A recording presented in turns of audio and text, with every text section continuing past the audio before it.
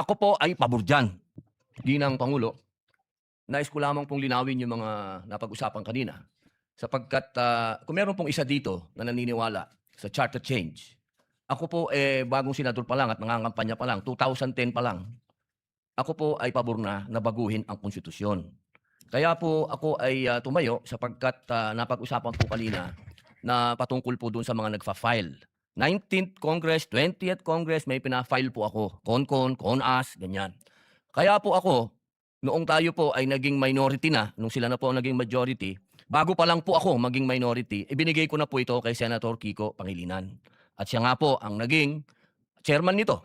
At ngayon po na bumalik sa akin, gusto ko pong sabihin sa lahat na hindi pa rin po nagbabago ang aking intensyon na paghiringan ito.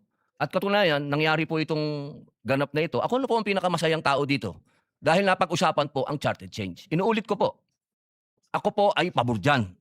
At ako po ay number 1 na isinusulong ang foreign investment, papasukin dito, parliamentary form of government at federalismo. Wala po akong pinagbago magmula nung kumampanya hanggang ngayon. Ito na po ang pinakamagandang nangyari sa balat ng lupa pag pinag-usapan si Senator Padilla. At sana po, mga ginoong at ginang, napakaganda po ng nangyari na nag-uusap tayo dito sa plenaryo. Dahil itong pangyayari na ito, ibig sabihin, tayo po talaga ay mambabatas. Mas maganda po na dito tayo nag-uusap kaysa parinigan po tayo ng parinigan sa media.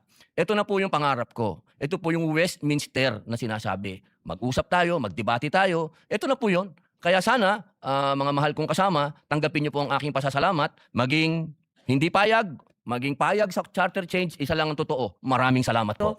At tunay na nakaka-offend ng mga sentimiento na nagkalat sa SOCMED na siyang nilaman ng videong ipinakita. Subalit nakaka-offend din kasi yung mga sinasabi ng ilang senador tungkol sa akin na sadyang sinungaling, na lahat daw na lumalabas sa bibig ko ay lahat all BS, outright lies, at yung iba pa may pahaging na kinakailangan daw ako ipasok sa mental institution.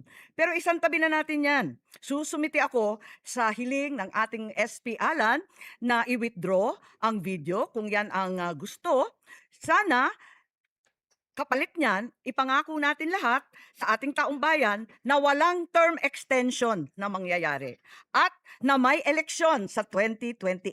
Yun lang po ang aking hinihiling. Yes, Madam President, if I may, because of that, and with the clarity that all of us here want elections sa 2028, hindi kami papayag na walang eleksyon. Sabi ko nga, magkaroon na talaga ng kaguluhan at we will defend it with our life, the right to suffrage. So with that, Madam Chair, I withdraw also my motion to as it's already been requested by the sponsors of to withdraw the video. Thank you,